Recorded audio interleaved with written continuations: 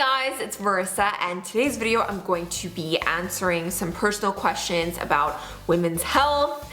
As many of you guys know me, I'm the period queen of YouTube. I've made almost 100 videos about periods, women's health, just educational topics like that. Really just everything about understanding your body. So today I'm gonna be answering some personal questions. We're doing kind of like a little bit of a Q&A, kind of a period Q&A, or just like a women's body and health Q&A.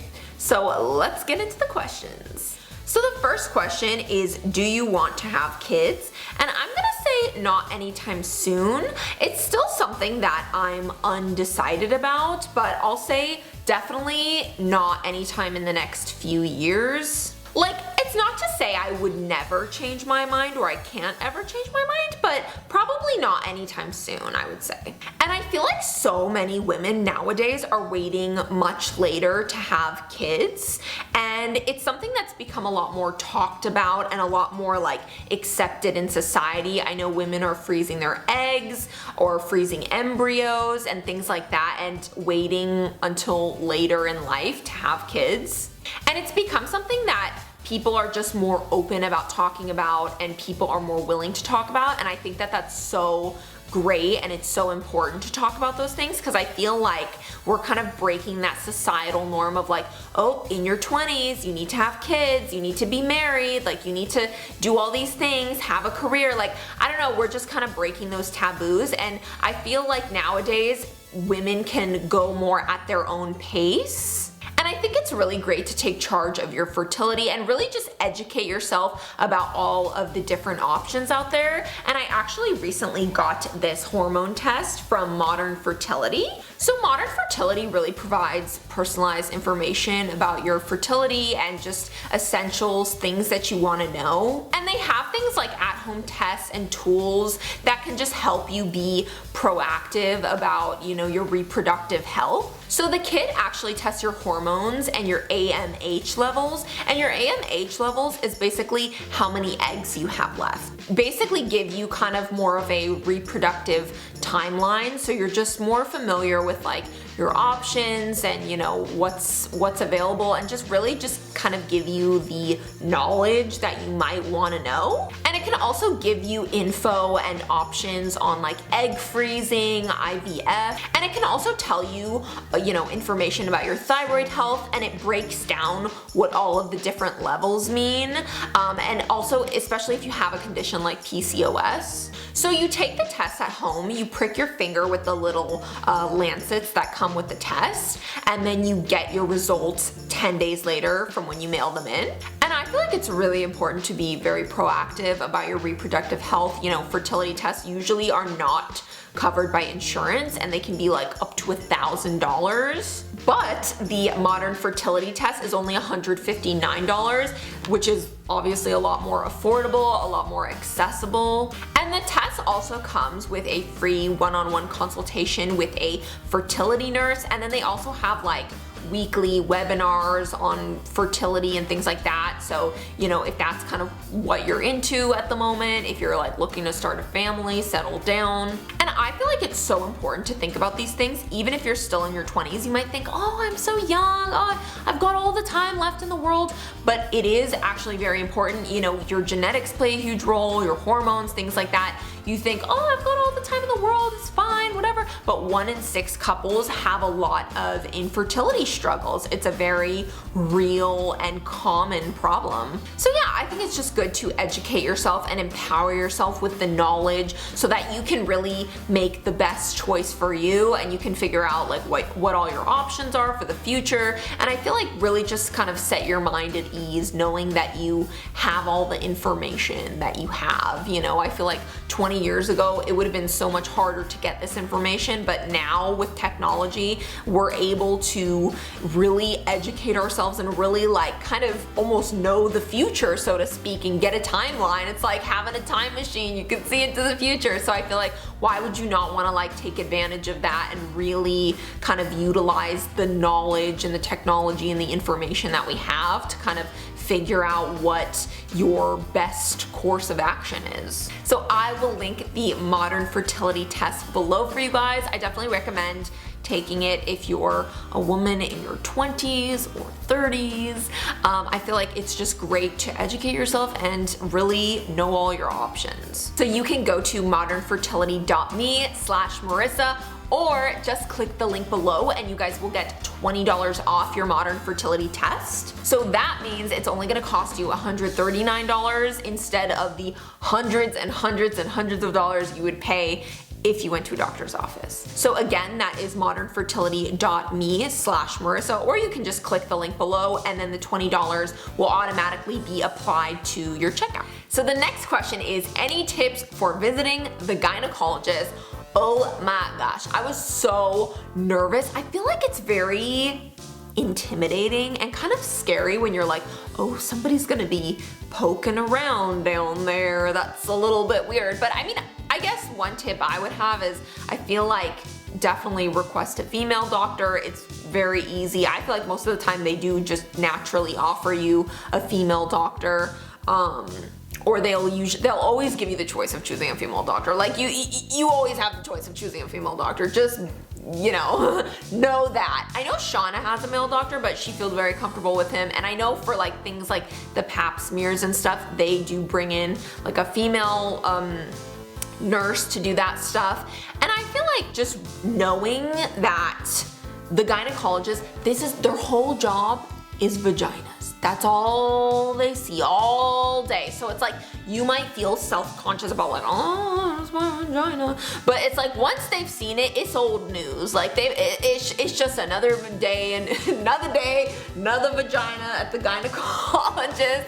But I feel like it's true. Like, I don't know, it's kind of like going to get like a bikini wax, you know?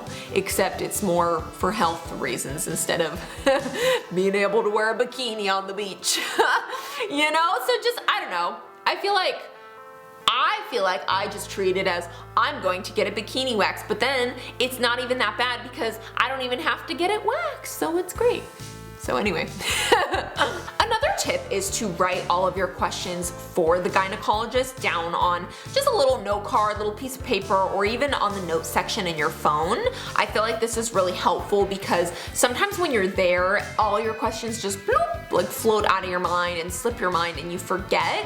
So I feel like this is good to make sure you have all your questions answered. If you have a question about like discharge or your periods or just anything going on down there that's related to, you know, gynecologists, I feel like that would just be really smart. And also, I do feel like it is good to have these kinds of visits alone, not with like a parent or anybody else, because I feel like, if you can, because I feel like you can kind of answer the questions more honestly, be a little more straightforward, and definitely like answer the questions honestly, like be very honest about it. If you have a genuine concern, tell them, because they can maybe schedule some sort of test or look into it a bit further. Like, don't just let it, like if you have like itching or burning or anything going on, definitely be very upfront about it, because if there is a problem, you want to catch it as early as you can. You don't want to like just let it linger and just keep it to yourself and let it get a lot worse and a lot more prolonged.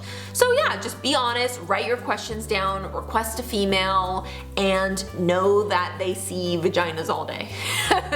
So don't feel nervous. Those are my little tips and hacks for the gynecologist. Okay, next question is one that I feel like I've gotten like so much in the last like 5-6 years, and it is vaginal discharge normal? Yes, it is completely normal. I feel like back in like middle school, high school, I was like, oh my god, what is this? What's going on? What is all this gummy stuff on your underwear? That's how most people describe it to me, like in the comments and questions and stuff. It's like, what is this like gummy stuff on my underwear? But vaginal discharge is completely normal. Basically, it just means that your vagina is cleaning itself. Like it's a result of you shedding the lining of your uterus. It means you're healthy. It means your vagina is doing its job. It's cleaning itself. You know, it's like it's like a car wash for your vagina. What? Anyway, it made more sense in my head. But basically, it just means you're healthy and you're normal. So it's like, when you learn what it means, which is that your vagina is healthy, then it's like, oh, it's a good thing. Yeah, I feel like when I was younger, there was really no like resources I could turn to figure out if vaginal discharge was normal, but now I feel like there's such a well of knowledge on the internet, and so I'm here to tell you, it is completely normal. Okay, next question. When you were a teen, what was your biggest insecurity? Ooh, this one's easy. Definitely my big feet. It was so hard to find shoes, so hard, and cute shoes too. And like, I remember always being on dance teams and like, always having to like order special sizes and having it take so long because it was like, oh, we have to custom make shoes for these big feet. And it was just like, oh, and I could never like swap shoes with like a friend because that was like a thing. Everyone would always swap shoes. I don't know if people still do. I don't know. Do kids still do that? Do kids still swap shoes? But anyway, I could never do it with anybody because no one could, like, everyone, like my feet were just big clown feet and people's feet would just be swimming in my oversized clown feet shoes. So yeah. But like back in the day, I feel like as a kid I was like a size 9, but that's really big for a kid. Like for a kid, there's not that many like, I don't know, it's weird because there's like kid sizes and then there's adult sizes, but adult size, I'm like women's size 11, and it's so hard. It's so hard. So many sites, y'all. So many sites, and you know, you shoe companies know, you know, go up to a size women's 10. And it's always the cutest booties, the cutest boots that I want to purchase or get for myself. And I'm like, oh, I'm so excited. And then it goes up to a size 10. And then I'm like, the only size 11 they have are these ugly loafers. Here. So yeah, definitely my big feet, but honestly, it is what it is. And now I just wear Uggs all day anyway, so it doesn't really matter about my big feet because I just stick them in some Uggs, call it a day. Okay, next question. What is your favorite period hack you've ever said? Ooh, this one is definitely more mental than physical, but it's probably my period playlist, like music playlist of songs I listen to on my period, because I feel like there's this very specific, like there's certain songs and there's certain artists that make me feel better, that like pep me up, that put me in a good mood. So yeah, I feel like that. And then also like, yeah, that's my favorite one. I'm not gonna pick 20. That's definitely my favorite one. Okay, next question. What's the worst part of having a period? Ooh, I would say when it's irregular and you don't really know when it's gonna come, and so it comes really late or something, and then you make plans to like go out or go to the beach, go to a pool party, go anywhere, and then it just kind of messes up your plans. Especially when you go to like a theme park or you're going someplace where you're gonna be out all day, you're gonna be like on your feet, you're gonna be very go, go, go. Cause I just have to like remember, okay, like bring tampons, like don't bring pads, like to a theme park, you know, like I have to remember and make mental notes of things. I remember once, oh my God. Once my period came late and I was at Six Flags Magic Mountain all day, y'all. All day I was at Six Flags Magic Mountain. I was with a group of friends and I remember going into like 12 of those little convenience stores and being like, do you guys have pads or tampons? Do you guys have pads or tampons? Like asking, and like it was all like teenage boy employees. So it was really awkward. And I remember there was like, oh, there's only one place we sell female hygiene products and it's on the opposite side of the theme park, and it was this big struggle, and I had to get these pads and they were so terrible. They were like they had no name brand pads. They were these thick like diaper pads. They didn't even have wings. They didn't even have wings. But I just remember being like on like Colossus and like Tatsu and Goliath, like, you know, like in my little diaper, like it really did feel like I was on a diaper, and I had to buy like a 10-pack. It was like the most inconvenient thing. So I was like, do y'all really not have like a 3-pack of tampons? Cause that would be amazing, not gonna lie. But so yeah, definitely getting your period late and when it's like really inconvenient for you. And also when you're like in a group too, and then you like constantly having to go to the bathroom, stuff like that, but yeah. what is something you wish you knew earlier?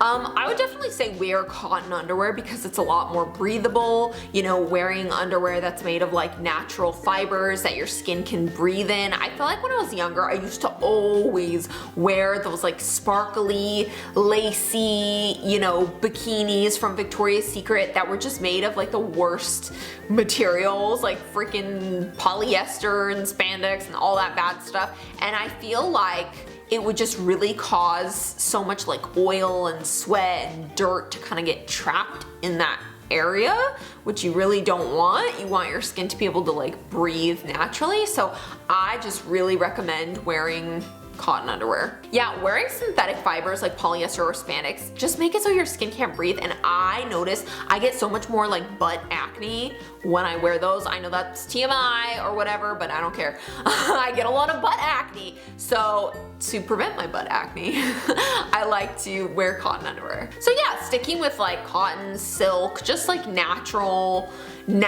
undies that your skin is gonna feel the most comfortable in, and you can still get cute underwear. I just feel like go for comfort. When it comes to undies, don't go for the cute stuff, cause ain't nobody even gonna be seeing it when you walking around, okay? Don't act like people gonna be seeing your undies, cause they won't.